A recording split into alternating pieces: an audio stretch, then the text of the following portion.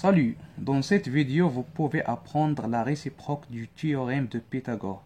Donc la réciproque permet de démontrer si un triangle est rectangle ou pas. Donc le théorème de Pythagore réciproque dit que si les côtés de ce triangle vérifient l'égalité, donc considérons un triangle ABC, si donc pour ce triangle les côtés vérifient l'égalité AB au carré plus AC au carré égale à BC au carré, donc ce triangle est rectangle en A. Donc on peut dire que le triangle ABC est rectangle en A. Donc là on peut mettre le symbole d'un triangle rectangle de 90 degrés. Donc c'est ça le théorème de Pythagore réciproque. Maintenant on va faire un exemple ou deux exemples pour comprendre. Donc exemple numéro 1. On considère un triangle DEF, donc un triangle DEF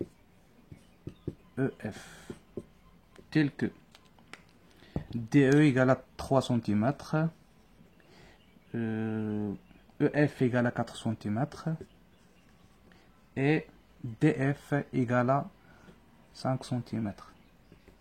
Donc, on calcule le carré du plus grand côté. Donc c'est DF. DF au carré égale à 5 au carré. 5 fois 5 c'est 25. Maintenant on calcule la somme des deux autres carrés. Donc DE au carré plus EF au carré égale donc 3 au carré plus 4 au carré. Donc qui est égal à 9 plus 16. Donc ça fait 25. Là, on peut bien dire que la somme des carrés des deux côtés est égale au carré de l'hypoténuse. Pourquoi? Parce que on a trouvé que DF au carré égale à 25 et qui est égal à DE au carré plus EF au carré. Donc qui est égal aussi à 25. Donc là, on peut dire, d'après le théorème de Pythagore réciproque, le triangle DEF est rectangle en E. Donc là, on peut mettre le symbole. Donc, ce triangle est rectangle en E. Maintenant, on va passer à un deuxième exemple. Exemple numéro 2. Donc, considérons également un triangle GHI. Donc, on ne sait pas est-ce qu'il est rectangle ou pas, mais on va tout simplement mettre les sommets GHI. Donc, on considère que GH égale à 7 cm, GI égale à 9 cm et HI égale à 8 cm par exemple.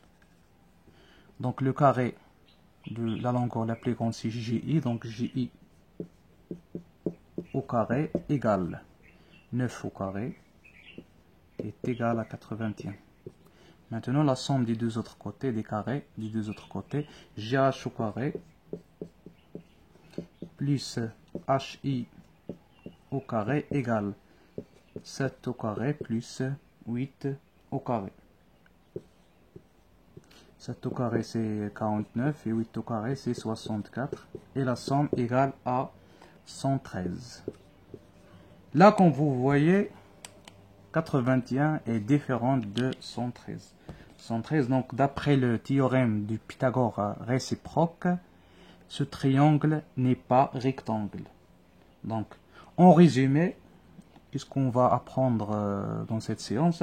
Que pour déterminer les longueurs d'un triangle rectangle, on utilise le théorème de Pythagore. Mais si on veut vérifier qu'un triangle est rectangle ou pas, on utilise le réciproque, ou bien la réciproque du théorème de Pythagore.